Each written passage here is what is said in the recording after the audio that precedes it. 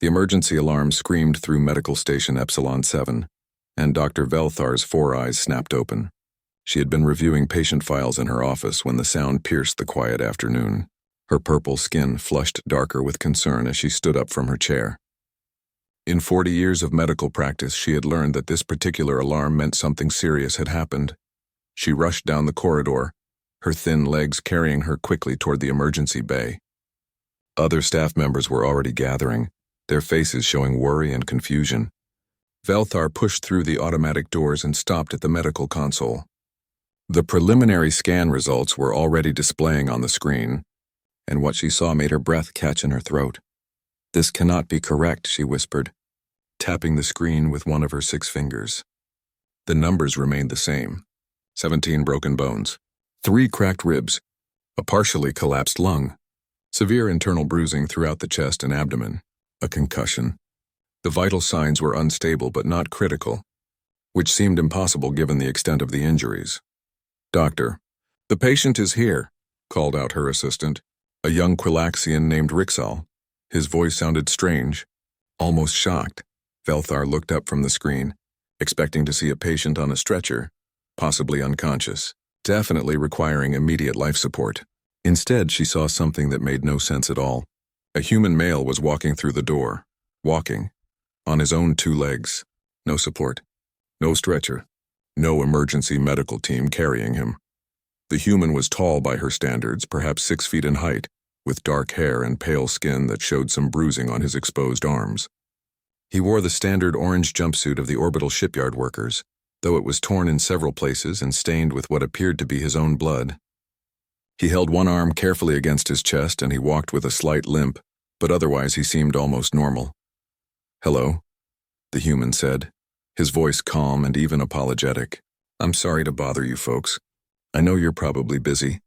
There was a little accident at the shipyard, and my supervisor said I should come get checked out before finishing my shift." Velthar stared at him. Her translator was working perfectly, so she had heard him correctly. Before finishing his shift, this creature with 17 broken bones wanted to go back to work. "You are the emergency case?" she asked, her voice coming out higher than she intended. "Yes, ma'am. My name is Daewon Kim. I'm a welder on Dock 7. He shifted his weight and winced slightly. "Is this going to take long? I've got about 4 hours left on my shift and we're behind schedule on the new transport ship." Behind Velthar, she heard a soft thump. She glanced back to see that Rixal had fainted, his small body crumpling to the floor.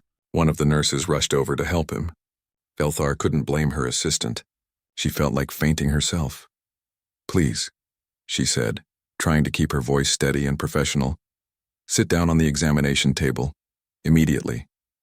Daewon nodded and walked over to the table. He had to make a small jump to get up onto it, and when he landed, Velthar saw him grit his teeth and go slightly pale.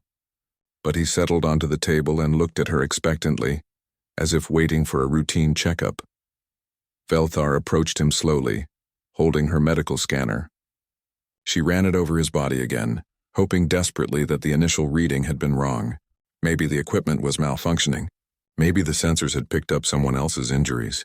Maybe this was all some kind of horrible mistake. The scanner beeped and displayed its results. 17 fractures confirmed. The right arm had 3 separate breaks. The left leg had 2. 4 ribs on the left side were cracked. The collarbone was fractured. Several fingers were broken. The internal damage was extensive. And yet this human sat in front of her, breathing on his own, conscious and alert, asking about his work schedule. "How did this happen?" Velthar asked, her hands shaking slightly as she held the scanner. "Oh, it wasn't too bad," Daewon said. A cargo container broke loose from its magnetic clamp. Must have weighed about 3 tons. It swung down and caught me against the wall. Knocked the wind out of me pretty good. I think I blacked out for a few seconds, maybe a minute. When I came to, my arm hurt quite a bit, so I figured I should probably get it looked at." "A 3-ton container," Velthar repeated slowly. "Hit you? Against a wall?" "Yes, ma'am." "And you think your arm hurts quite a bit?" "Well, yeah, and my ribs are pretty sore when I breathe. But it's not that bad. I've had worse." Velthar felt the room spinning slightly. She had treated members of dozens of species. She had handled everything from simple infections to complex surgeries. She had saved lives and lost lives. But never in all her years had she encountered anything like this. On a scale of 1 to 10, she said, using the standard Galactic pain assessment scale, where 10 is the worst pain imaginable and 1 is no pain at all, how would you rate what you are feeling right now? Daewon thought about it for a moment, his face scrunched up in concentration. Maybe a 6? 7 when I take a deep breath. It's pretty uncomfortable. A 6. He rated 17 broken bones and severe internal injuries as a 6. Velthar had seen Quilaxian patients rate a sprained ankle as an 8. She had treated other species who considered a minor cut to be a 7. This human had damage that should have killed him, or at least rendered him completely unconscious from shock and pain, and he called it uncomfortable. I need to run more tests, Velthar said, her voice sounding distant to her own ears. Many more tests, and you are not going back to work today, or tomorrow, or possibly for several weeks. Weeks? Daewon looked genuinely surprised. Is it really that serious? I thought maybe you could give me some pain medication and wrap up my arm or something. Velthar looked at the human sitting on her examination table. He seemed completely sincere. He honestly believed that this was a minor injury that could be fixed with some bandages and medicine. She realized in that moment that she was going to have to completely reevaluate everything she thought she knew about human biology. You are staying here, she said firmly, and we are going to fix everything that is broken inside you, all of it. And you are going to lie still and let us do it. Daewon sighed but nodded. Okay, doctor. Whatever you think is best. But could someone maybe let my supervisor know? He's going to wonder where I went. Velthar almost laughed. Almost. But the situation was too strange, too impossible for laughter. Instead, she called for her full medical team and prepared for what was clearly going to be the most unusual case of her entire career. The examination room was filled with the soft hum of medical equipment and the quiet beeping of monitors. Velthar had called in 3 additional doctors and 4 nurses. They all stood around the examination table, staring at their patient with varying expressions of disbelief and fascination. Daewon sat in the middle of all the attention, looking slightly embarrassed. I really don't need all this fuss, he said, glancing around at the gathered medical staff. It's just some broken bones. Just some broken bones. Velthar wanted to laugh or cry or possibly both. She took a deep breath and activated the holographic display above the examination table. The 3-dimensional image of Daewon's skeleton appeared, rotating slowly in the air. Red markers highlighted each point of damage. There were so many red markers that parts of the skeleton looked like they were glowing. One of the other doctors, a tall Vrexian named Kolvas, made a clicking sound of distress. This is not possible. The patient should be in shock. The pain alone should have caused unconsciousness. I can hear you, Daewon said politely, and I promise I'm fine. Well, not fine exactly, but I'm okay. I've been hurt before. Velthar moved closer to him, holding a different scanner. This one measured pain responses in the nervous system. She ran it slowly down Daewon's spine, watching the readout carefully. The numbers made no sense. His pain receptors were firing, showing that his body was definitely aware of the damage, but the signals seemed to be processed differently than in any other species she had studied. Tell me about the other times you have been hurt, she said, trying to understand. Daewon shrugged with his good shoulder. Oh, normal stuff.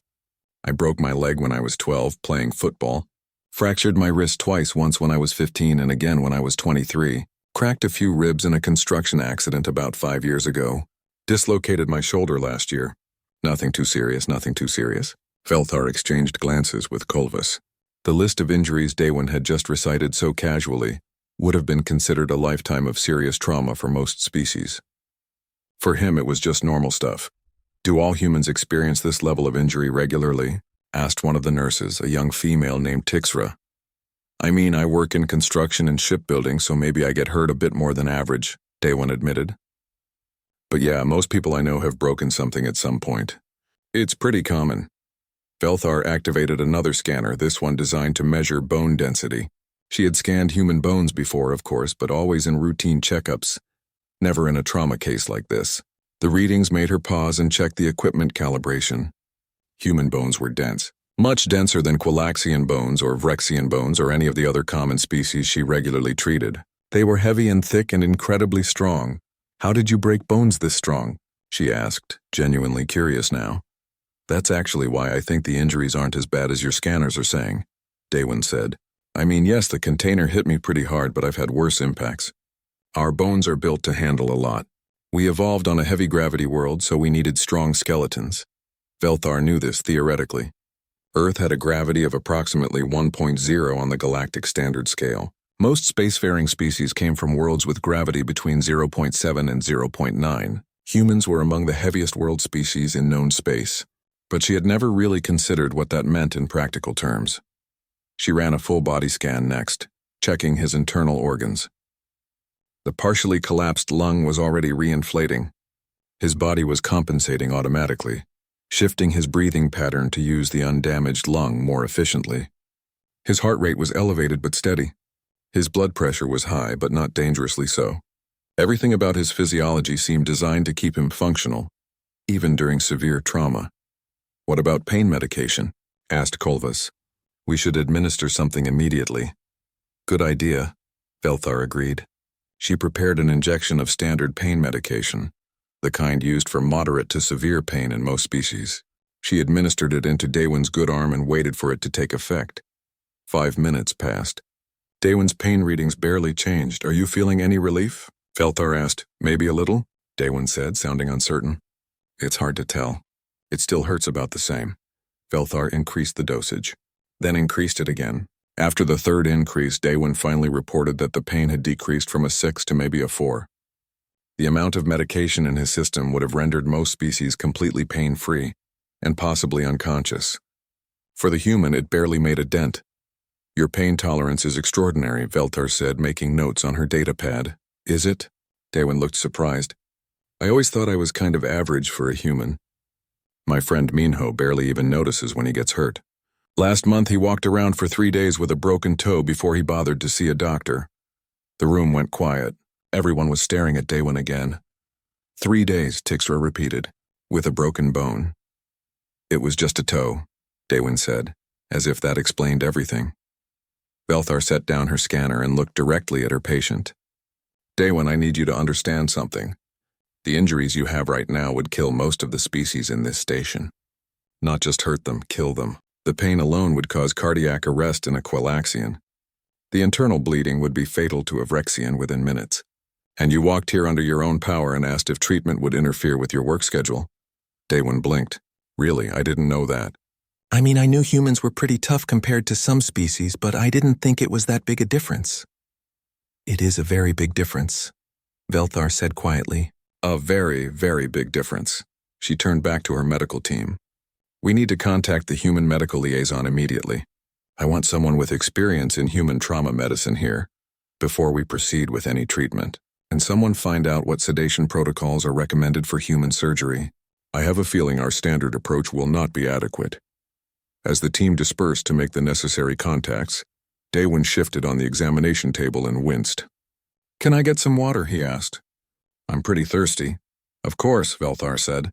But please try not to move too much. You have 17 broken bones. 16, actually, Daewon said. Velthar's eyes widened. What? Daewon held up his right hand. One of his fingers, which had been bent at an odd angle, was now straight. I popped this one back into place while you were talking to the other doctors. It was dislocated, not broken. See? It feels much better now. Velthar stared at the finger, then at Daewon, then at the finger again. The human had just reset his own dislocated finger, without sedation or pain medication or any kind of medical assistance, and he talked about it like he had tied his shoe. She had been a doctor for 4 decades. She had treated thousands of patients. She had written medical papers and taught classes and earned awards for her work. And in all that time, she had never felt so completely out of her depth as she did at this moment, standing in front of a human who had just casually fixed his own dislocation while discussing his friend's broken toe.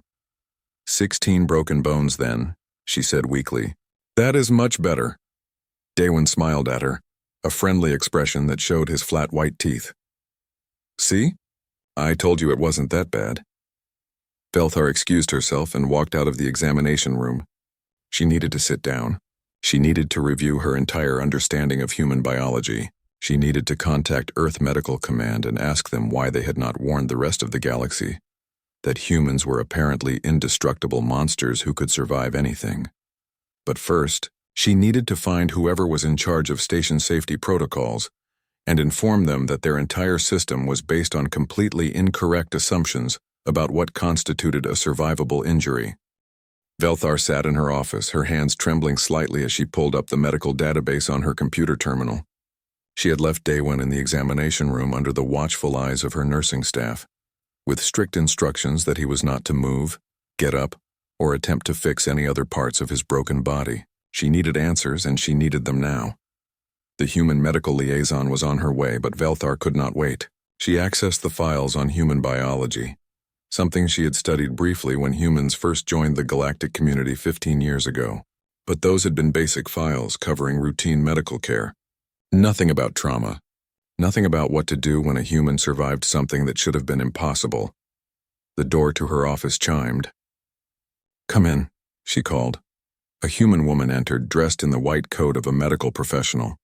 She was shorter than Daewon, with black hair pulled back in a tight bun and sharp, intelligent eyes. She carried a datapad under one arm and moved with the confident stride of someone who knew exactly what they were doing. "Dr. Velthar? I'm Dr. Hyegen Park, the human medical liaison. I came as soon as I got your message." She sat down across from Velthar without waiting for an invitation. "I understand you have Daewon Kim in your care. How is he?" "He is sitting in my examination room with 16 broken bones, asking for water and apologizing for being an inconvenience," Velthar said, her voice flat. "And I have no idea what to do with him?" Hyegen smiled slightly. "Yes, that sounds like Daewon.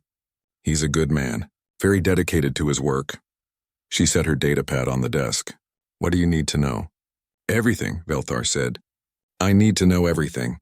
Why is he conscious? Why is he not in shock? Why did my pain medication barely affect him? How is any of this possible?" Hyegen nodded slowly. "Okay, let me start with some basics about human biology. First, you need to understand that humans evolved on what we call a death world. I know Earth has high gravity and dangerous predators," Velthar said. "This is in the database." "It's not just high gravity and predators," Hyegen said, leaning forward. "Earth is a nightmare planet by galactic standards. Our gravity is high, yes, but we also have extreme weather. Hurricanes that can level cities, earthquakes that split the ground open, volcanoes that block out the sun. Temperature ranges from -40 to +50 degrees Celsius. And that's just the environment." She pulled up a holographic display from her datapad. An image of Earth appeared, rotating slowly. Red markers appeared across the surface, highlighting various dangers. Our predators didn't just hunt us. They were faster than us, stronger than us, had better teeth and claws. So we evolved to be persistence hunters. We couldn't outrun prey, so we chased them until they collapsed from exhaustion. We couldn't outfight predators, so we learned to take damage and keep going. Our bodies are built for survival in the worst possible conditions. Velthar watched the display, feeling a chill run down her spine. She had known Earth was dangerous, but she had not truly understood what that meant. "So your bones are dense because of the gravity," she said slowly. "Yes, but it's more than that. Our bones are designed to break rather than shatter. When a quilaxian bone breaks, it often splinters into many pieces, right? Human bones usually break cleanly. They're easier to set and heal faster. We also have redundant systems throughout our body. 2 kidneys, 2 lungs, even though we can survive with 1 of each. Our ribs protect our vital organs. Our skull is thick and strong. Everything about us is built for durability." Hyegen pulled up another image, this time showing the human nervous system. "As for pain tolerance, that's more complicated. Humans feel pain just as much as any other species, but our brains are very good at managing it. We produce natural chemicals called endorphins that reduce pain. We have adrenaline that helps us function during emergencies, and we have something else, something harder to measure." "What is that?" Velthar asked. "Mental resilience," Hyegen said simply. "Humans are very good at pushing through discomfort. It's part of our culture. Across almost all human societies, we teach our children that pain is temporary, that you can survive it, that you keep going even when it hurts. It's not that we don't feel it. We just don't let it stop us." Velthar thought about Daewon, sitting in the examination room rating his catastrophic injuries as a 6 out of 10, not because he could not feel the pain, but because he had decided it was not worth stopping for. "This explains much," she said, "but it does not tell me how to treat him.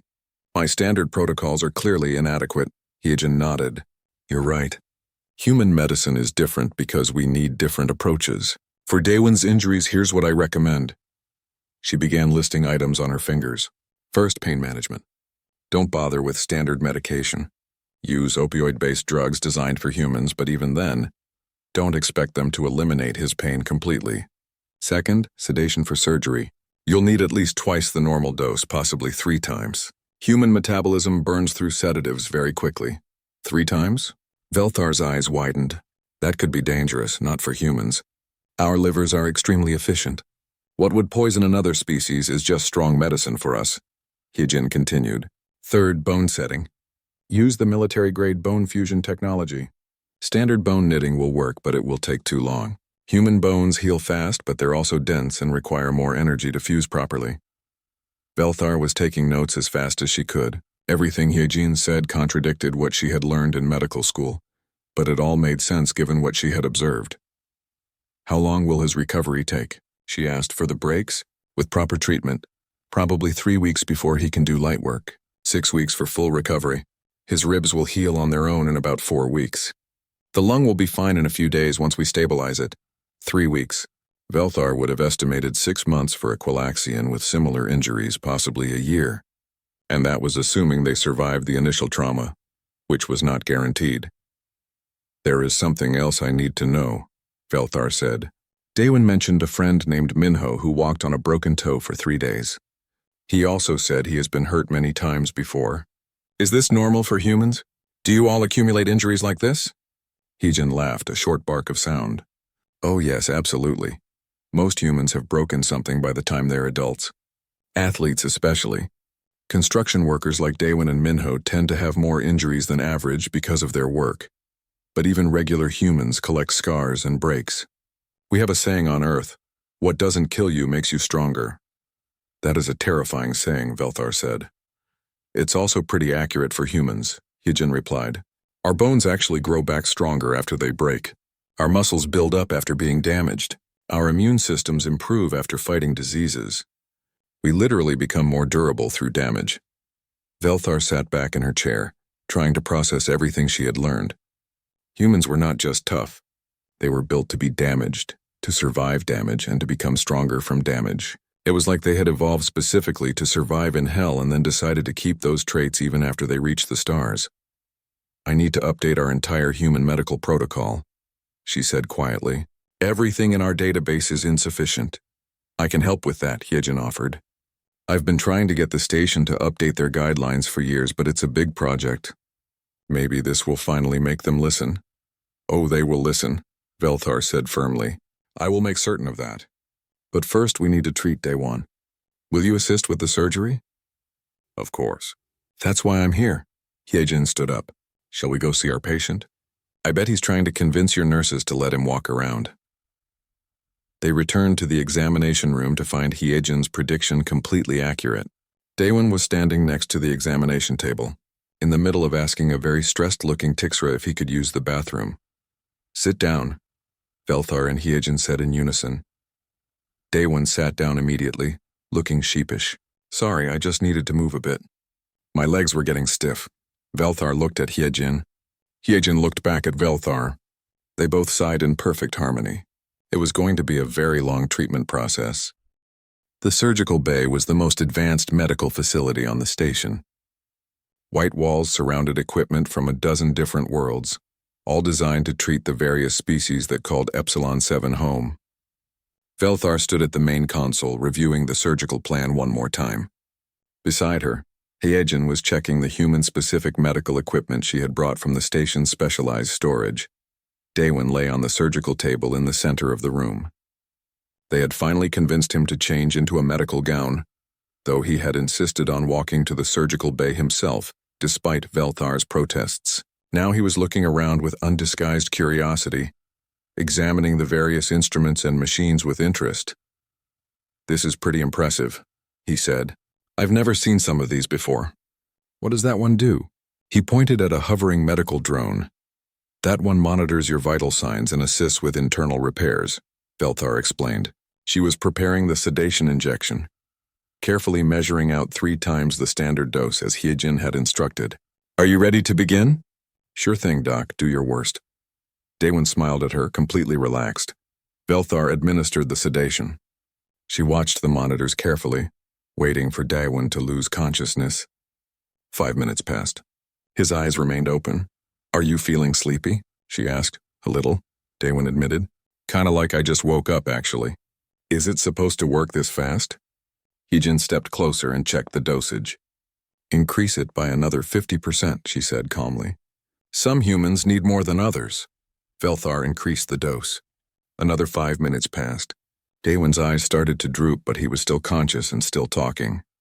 This is weird, he said, his words slightly slurred. I feel really relaxed, but I'm not falling asleep. Hey, Dr. Park.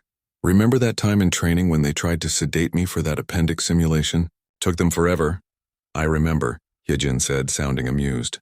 You kept making jokes until they finally gave up and just used local anesthetic. Can we just do that? Daewin asked. I don't mind being awake. I promise I won't move. Velthar looked at Heejin in alarm. The human doctor shrugged.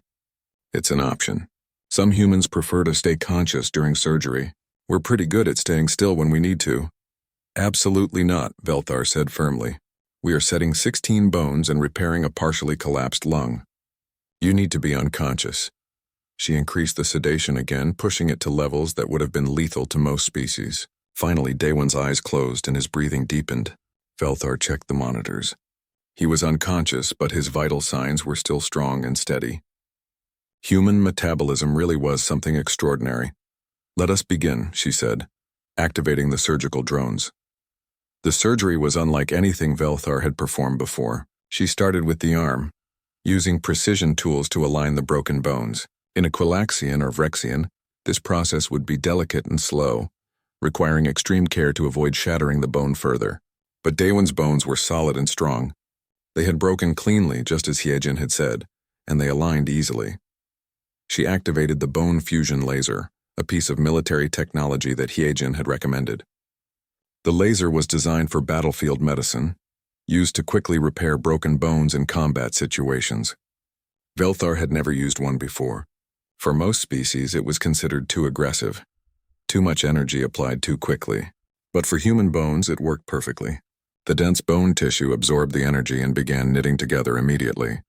This is remarkable, Kolvas said from his position at the monitoring station. The fusion rate is 3 times faster than normal. Human bones are designed to heal quickly, Heejin explained. She was assisting with the surgery, her hands steady and confident. Fast healing was an evolutionary advantage. If our ancestors broke a bone and it took months to heal, they would starve or be killed by predators. So we evolved to heal in weeks instead. They moved to the next break, then the next. Each one responded well to the fusion laser. Velthar found herself working faster than she ever had before. Not because she was being careless, but because the human body seemed to respond eagerly to the treatment. It was like Daewin's bones wanted to be fixed. Then something strange happened. Velthar was working on one of the rib fractures when she noticed that the bone edges were already showing signs of new growth. She checked the timestamp. They had only been in surgery for 40 minutes. Dr. Park, she said slowly, is it normal for human bones to begin healing during surgery? Heejin looked at the scan and smiled. Oh yes.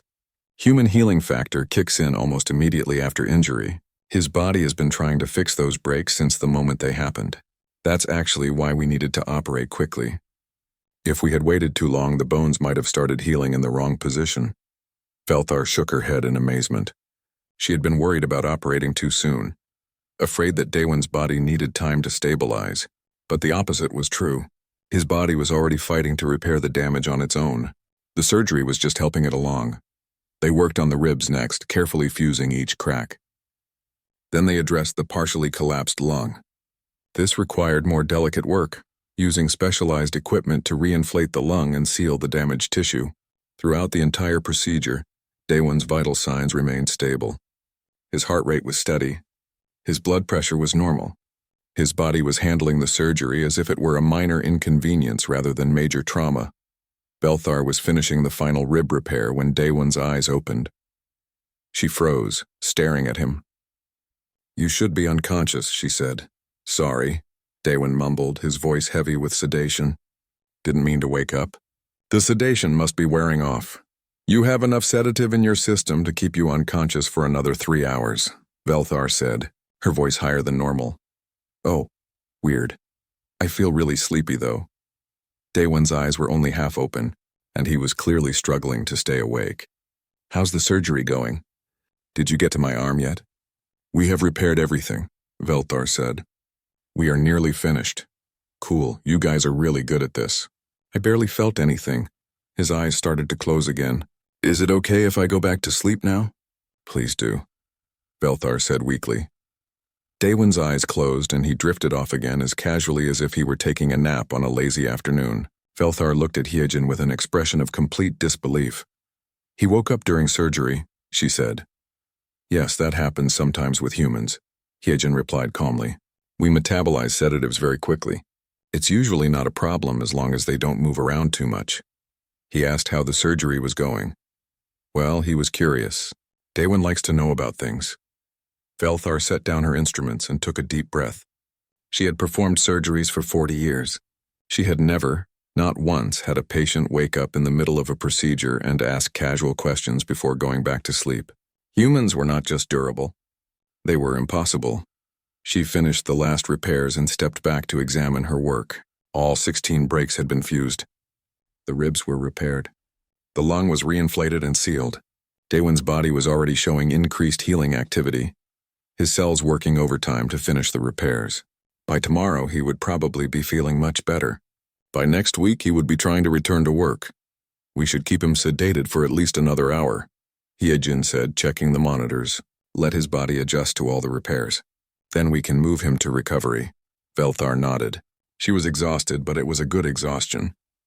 The surgery had been successful. Daewon would heal. And she had learned more about human biology in the past few hours than she had in years of studying textbooks. But as she looked at her patient, sleeping peacefully on the surgical table with 16 freshly repaired bones, she could not help but wonder what other surprises humans were hiding. If they could survive this kind of trauma so easily, what else were they capable of? She had a feeling she was going to find out, and she was not sure she was ready for the answer. 2 days had passed since the surgery. Velthar walked down the corridor toward the recovery ward with a data pad in her hands, reviewing Daewon's progress reports. The numbers should have been impossible, but by now she was getting used to impossible things when it came to humans. She entered the recovery room and stopped in the doorway. Daewon was not lying in bed as she had ordered. Instead, he was standing next to the window, carefully lifting his newly repaired arm up and down in slow, controlled movements. He was wearing the standard recovery clothes, loose pants, and a shirt that made it easy to access bandages and medical monitors. What are you doing? Velthar asked, her voice sharp with concern. Daewon turned, looking slightly guilty. Good morning, Dr. Velthar. I was just doing some physical therapy exercises. My arm was getting stiff. You had surgery 2 days ago. You should be resting. I have been resting, Daewon protested. But the physical therapy guide said to start gentle movement as soon as possible, to prevent the joints from locking up. I'm being really careful. Velthar walked over and checked his arm. The bone fusion sites were healing beautifully. In fact, they were healing much faster than she had expected. New bone growth was visible on the scans, and the tissue around the breaks was already knitting together. At this rate, his arm would be fully functional in less than 2 weeks. How is your pain? She asked, running a medical scanner over his arm. Maybe a 2 out of 10. It's more uncomfortable than painful. The ribs are a bit sore when I breathe deeply, but nothing I can't handle. He rotated his shoulder carefully. This feels pretty good, actually. You did excellent work, Doctor. Velthar sighed. She had put him on a recovery schedule designed for species with normal healing rates. She was beginning to realize that nothing about human healing was normal. Sit down, please. I need to examine you properly. Daewon sat on the edge of the medical bed. Velthar ran a full diagnostic scan, checking each of the 16 break sites, his ribs and his lung. Everything was progressing well. Too well. The healing that should have taken weeks was happening in days. Your body is remarkable, she said quietly. I have never seen healing like this. Is it going well then? Can I go back to work soon? No. You are staying here for at least another week. Velthar made a note on her data pad. And when you do return to work, it will be light duty only. No heavy lifting. No welding. Nothing that could stress your healing bones. A whole week? Daewon looked disappointed but not surprised. I guess that's fair. My supervisor won't be happy, though. We're really behind on that transport ship. Before Velthar could respond, the door opened and another human entered. He was taller than Daewon, with a stockier build and a wide, friendly face. He carried a large bag that smelled strongly of food. Minho! Daewon's face lit up. You came. Of course I came. You think I'd let you eat hospital food for a week? The man called Minho set the bag down on the side table and looked at Velthar. Hello, doctor. I'm Minho Choi. I work with Daewon on the shipyard. I brought him some real food. Velthar's translator picked up the emphasis on the word real, and she felt slightly offended. The hospital provides nutritionally complete meals designed for optimal healing. I'm sure it does, Minho said politely. But it's bland as cardboard. No offense. Humans need flavor or we get depressed. He started unpacking the bag, pulling out sealed containers. The smell grew stronger. Velthar's nose wrinkled. Whatever was in those containers had a lot of spices. Is spicy food good for healing? She asked, genuinely curious. Probably not, Minho admitted cheerfully. But it's good for morale. And Daewon here is too stubborn to heal slowly no matter what he eats. I am not stubborn, Daewon protested. You reset your own dislocated finger in the emergency room. That's not stubborn. That's practical. Velthar watched the two humans interact with fascination. They clearly knew each other well. Minho sat down on the chair next to the bed and started telling Daewon about everything happening at the shipyard. As he talked, Velthar noticed something. You are limping, she said to Minho. Minho glanced down at his left leg. Oh yeah. Dropped a toolbox on my foot yesterday. Broke a toe. It's fine though. You broke your toe yesterday and you are walking on it today. Velthar's voice rose slightly. Well, I can't exactly fly, Minho said reasonably. And I needed to visit Daewon. Besides, it's just a toe. I wrapped it up real good. It'll heal in a few weeks. A few weeks, Velthar repeated. She looked at Daewon. This is the friend you mentioned. The one who walked on a broken toe for 3 days. That was last month, Daewon explained. This is a new broken toe. A new one. Velthar felt that familiar sense of unreality washing over her again. You break toes often? Not often, Minho said. Maybe once or twice a year. Construction work is tough on the feet. I've broken toes, 4 times total? He looked at Daewon. How many times have you broken toes? 3, I think. No, wait, 4. I forgot about that time in training. They discussed their broken toes the way other species might discuss the weather. Casually. As if small broken bones were just a normal part of life. Velthar made a mental note to add a section to the Human Medical Guide about minor bone fractures and the human tendency to ignore them. Should I scan your toe? She asked Minho. I can repair it properly. Minho looked surprised by the offer. Really, that would be great, actually. I was just going to let it heal on its own, but if you're offering... Velthar had him sit down and scanned his foot. Sure enough, the small toe bone was cleanly fractured. She used the bone fusion laser, and within 10 minutes the bone was repaired. Minho stood up and tested his foot, a look of relief on his face. Wow, that's much better. Thanks, Doc. Usually I just tape it to the next toe and wait. You tape it to the next toe? Velthar said faintly. Yeah, that's the standard human first aid for broken toes. Tape it up, take some pain medicine, and keep walking. Works pretty well most of the time. Velthar sat down in the chair Minho had vacated. She needed to sit down. These humans were going to give her a stress condition if she was not careful. Over the next hour, she watched Daewon and Minho eat their spicy food and talk about work. They discussed various injuries they had seen or experienced. Minho mentioned a coworker who had broken his arm last year. Daewon talked about a friend back on Earth who had cracked his skull falling off a ladder. They spoke about these injuries like they were minor setbacks, inconvenient but manageable. Do all humans treat their bodies this way? Velthar finally asked. Is everyone on Earth so casual about damage? The two men looked at each other, then at her. I mean, we're probably not the best examples, Daewon admitted. We work in construction, so we get hurt more than office workers or teachers. But yeah, most humans have been hurt at some point. It's part of life. Sports are really bad for injuries, Minho added. I played rugby in school. Broke my collarbone twice, my nose 3 times, and more fingers than I can count. But it was fun. Fun, Velthar repeated. You broke multiple bones playing a game and it was fun. The game was fun, Minho clarified. The injuries weren't great, but they healed. That's the thing about broken bones. They always heal. Usually stronger than before. Velthar thought about this. Humans saw injuries as temporary problems. For most other species, a serious injury was a life-changing event, something that might never fully heal, that would leave permanent limitations. But humans broke bones and expected to be back to normal in a few weeks. They treated their bodies like machines that could be damaged and repaired over and over again. "Your species is extraordinary," she said quietly. "And terrifying." "Terrifying?" Daewon looked concerned. "We're not trying to be scary, I know. That is what makes it terrifying. You do not realize how unusual you are." Velthar stood up. "I need to update the human medical protocols again. Dr. Park and I have been working on new guidelines, but every time I think I understand human biology, I learn something new." "Happy to help," Minho said cheerfully. "If you need more data on human injuries, just ask around the shipyard. We've got plenty of experience." "I'm sure you do," Velthar said. She left the recovery room, her mind spinning with new information. As she walked back to her office, she passed other members of the medical staff. Word had spread about the human patient with 16 broken bones who was already doing physical therapy after 2 days. Some staff members were fascinated. Others were frightened. All of them were starting to realize that humans were unlike any species they had treated before. Velthar reached her office and sat down at her desk. She pulled up the medical database and began writing.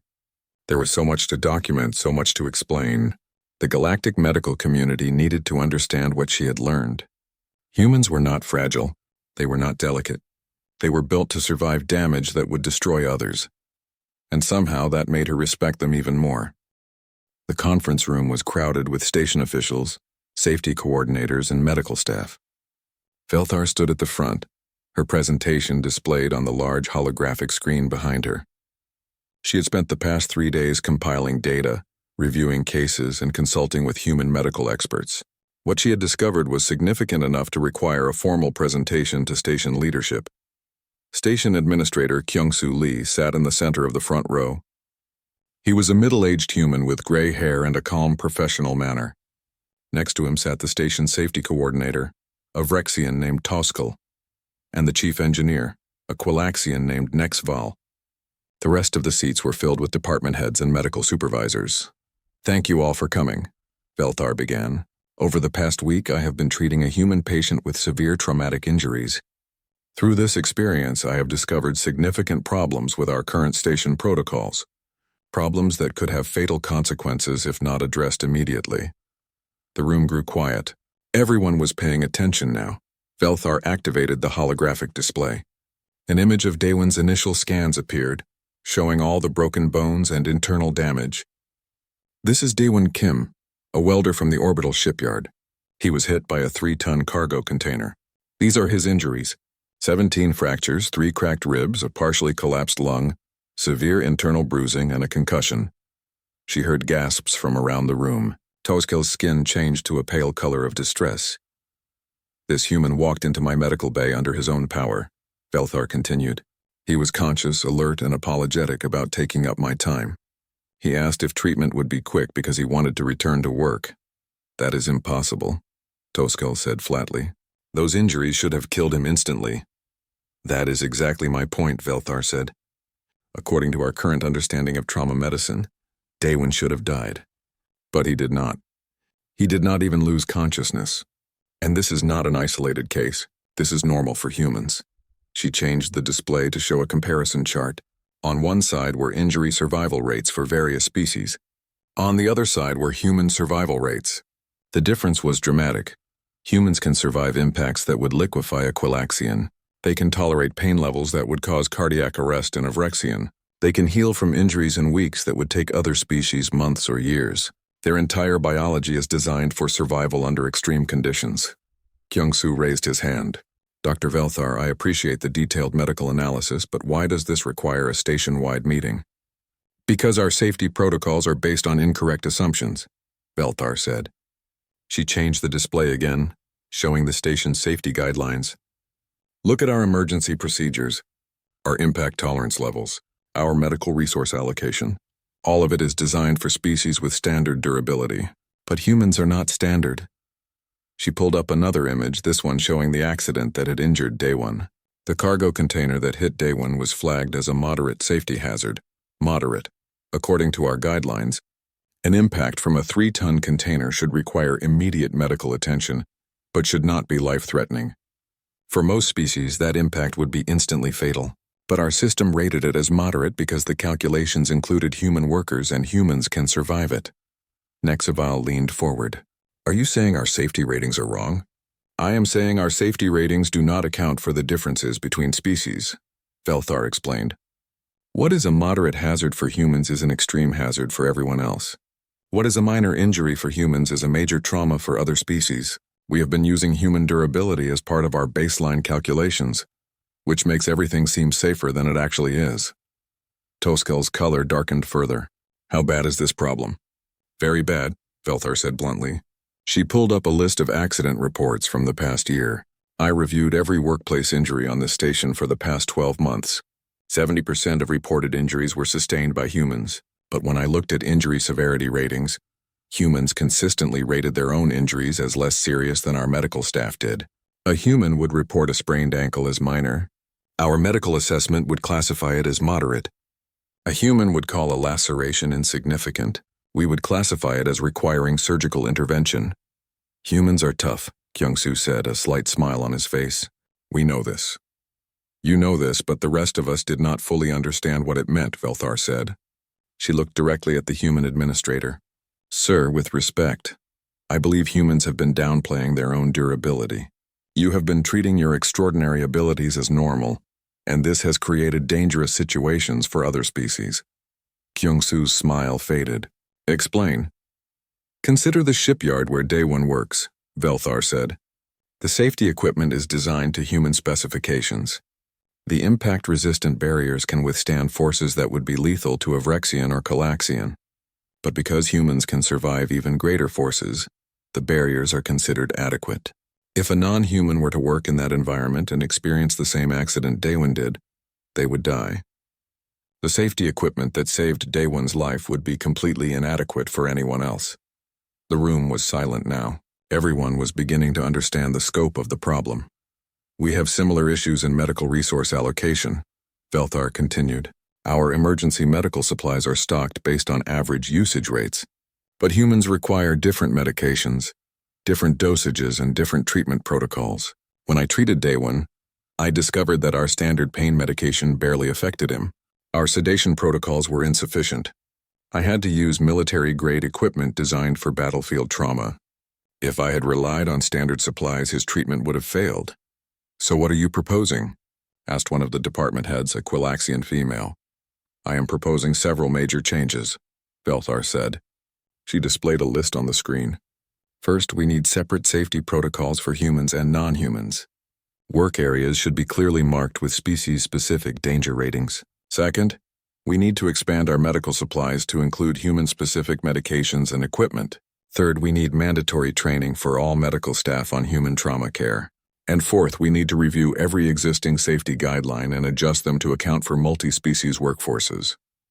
That will be expensive, Nexval pointed out. It will be less expensive than lawsuits from the families of dead workers, Velthar said sharply. Or worse, the loss of life that will occur if we do not make these changes. Kyung-soo stood up. Dr. Velthar is right. I have been on this station for 5 years, and I have become so accustomed to working in a multi-species environment that I stopped noticing the differences. I forgot that what is safe for me might not be safe for others. That is my failure as an administrator, and I apologize. He looked around the room at the assembled officials. We will implement all of Dr. Velthar's recommendations, immediately. Toskel, I want a full safety audit completed within 2 weeks. Naxaval, work with the medical department to identify equipment needs. Everyone else, prepare your departments for new training protocols. The officials nodded and began making notes. The meeting continued for another hour, discussing logistics and implementation plans. Velthar presented more data, answered questions, and worked with the team to develop practical solutions. As the meeting finally concluded and people began filing out, Kyung-soo approached Velthar. Thank you for bringing this to my attention, he said. I should have noticed these issues earlier. You are human, Velthar said. To you, your own capabilities seem normal. It is not your fault that the rest of us did not understand. Still, I have a responsibility to keep everyone on this station safe, not just humans. He paused. How is Daewon doing? He is recovering quickly. Too quickly by most standards. He has been asking when he can return to work. Kyung-soo smiled slightly. That sounds like Daewon. He is a good worker. Very dedicated. He is also very fortunate, Velthar said. Another few centimeters and that container would have hit his head instead of his chest. Even humans cannot survive everything. No, Kyung-soo agreed quietly. We cannot. We just survive more than most species expect. After he left, Velthar remained in the conference room, looking at the data still displayed on the screen. She had achieved what she wanted. The station would implement new safety protocols. Human medical care would improve. Lives would be saved, but she also felt a deep sense of concern. If humans could survive this much damage and still consider it minor, what would they consider major? What were the limits of human durability? And what happened when humans pushed beyond those limits? She hoped she would never have to find out. 1 week had passed since the conference. Velthar stood in the medical bay's observation deck, watching the busy station through the large windows. The changes she had recommended were already being implemented. New safety signs had been posted throughout the station, color-coded by species. Medical supply shipments were arriving daily. Training sessions were scheduled for the next month. Behind her, she heard the door open. She turned to see Daewon walking in, dressed in his civilian clothes, carrying a small bag. He looked healthy and moved easily, showing no signs of the catastrophic injuries he had suffered just 9 days ago. His arm was no longer in a sling. His limp was completely gone. If Velthar had not treated him herself, she would never have believed he had been injured at all. "Good morning, Dr. Velthar," Daewon said, smiling warmly. "I'm here for my final checkout." "Good morning, Daewon," Velthar replied. She gestured to the examination table. "Please sit. I need to run one last scan before I can clear you." Daewon sat down and waited patiently as she activated the medical scanner. The results appeared on her screen, and Velthar felt that familiar sense of amazement. All 16 fractures had healed completely. The ribs showed no signs of damage. The lung was functioning perfectly. His body had repaired itself in just over a week, achieving what would have taken most species many months. "You are healing remarkably well," she said. "Better than I expected, even for a human." "I feel great," Daewon said. "A little stiff in the mornings, but that's about it." "So can I go back to work?" Velthar pulled up a document on her datapad and handed it to him. "You can return to light duty only. No heavy lifting. No climbing. No welding. You will work with the design team for the next 3 weeks, reviewing blueprints and doing planning work. After 3 weeks, if your follow-up scan looks good, you can return to full duty." Daewon looked at the document and nodded. "That's fair. Thank you, Doctor, for everything. I know I was probably not the easiest patient. You were challenging," Velthar admitted. "But you also taught me more about human medicine than years of study had. I should be thanking you. I just showed up injured. You did all the hard work." Daewon stood up and extended his hand, a human gesture of respect and gratitude. Velthar had learned about this custom. She reached out and shook his hand carefully, mindful of her lesser strength. "Can I ask you something?" Velthar said. "Something that has been troubling me." "Of course. When you first came to the medical bay, you were in severe pain. You had injuries that would have killed most species, but you acted as if it was not serious. You apologized for bothering us. You wanted to return to work. Why? Were you trying to be brave? Were you in denial about how badly you were hurt?" Daewon thought about the question for a moment, his expression thoughtful. "No, I knew I was hurt pretty bad. I could feel that something was broken. Probably multiple somethings, but I also knew it was not going to kill me. Pain is just a signal, right? It tells you that something is damaged. But the pain itself cannot hurt you. It is just uncomfortable." "Just uncomfortable," Velthar repeated. 17 broken bones were just uncomfortable. "Okay, maybe more than just uncomfortable," Daewon admitted with a slight laugh. "It really hurt.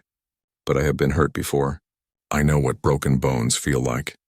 And I know they heal. So yes, it was painful and inconvenient, but it was not scary." "Does that make sense?" "I think so," Velthar said slowly.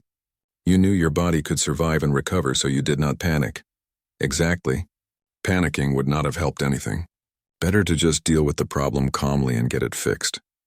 He paused. "Is that unusual? Do other species panic more when they are injured?" "Yes," Velthar said. "Because for most species, injuries like yours are life-threatening. The appropriate response is fear and immediate emergency action, but you walked to the medical bay and asked if treatment would take long. Daewon looked uncomfortable. I did not mean to seem like I was not taking it seriously. I just did not realize how different human durability is from other species. I thought everyone could handle this kind of damage.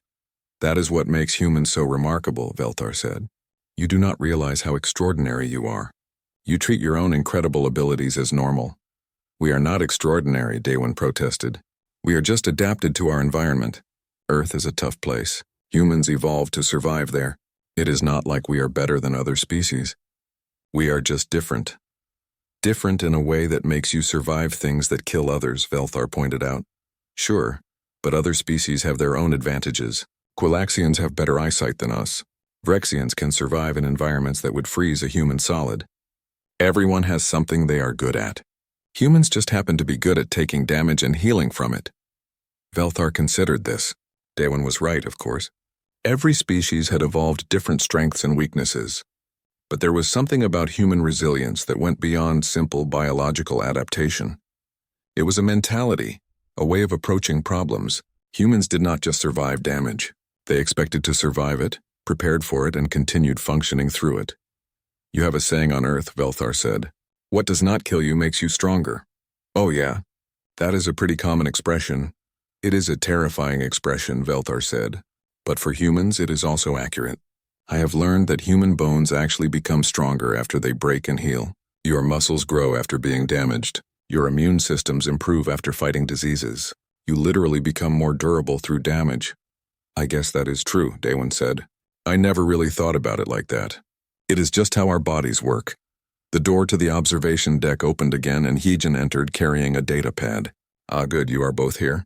I wanted to give you an update on the new medical protocols. She pulled up a document and showed it to them. The Station Council has approved all of our recommendations. We are getting funding for expanded medical supplies, new training programs, and revised safety protocols. They are taking this very seriously. That is excellent news, Velthar said. There is more, Hyojin continued.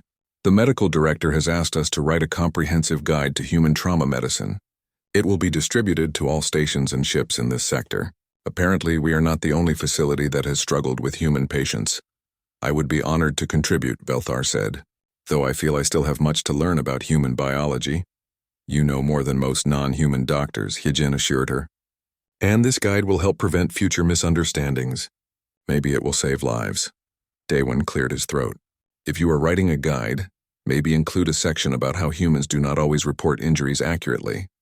Not because we are lying, but because our scale is different.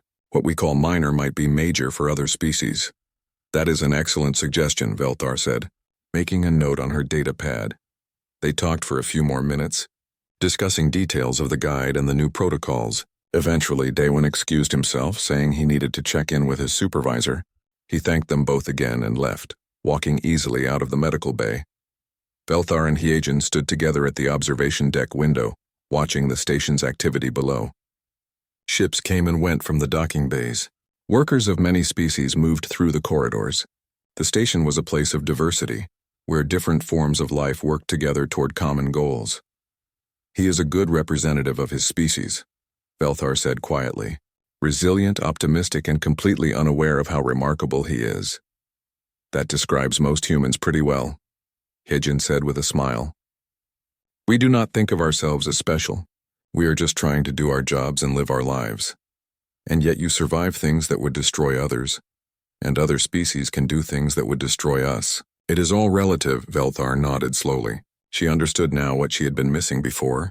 Humans were not trying to be impressive or intimidating. They were simply being themselves, using the abilities they had evolved over millions of years. The fact that those abilities seemed extraordinary to other species was almost accidental. I need to update my medical log, she said. One final entry on this case. What will you write? Hyojin asked. Velthar thought for a moment. I will write that when treating humans, medical professionals should expect the unexpected. That human baseline durability is what other species would consider extreme.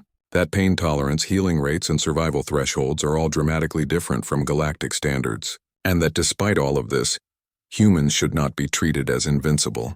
They can be injured. They can die. They simply require different protocols and different understanding. That sounds perfect, Jean said.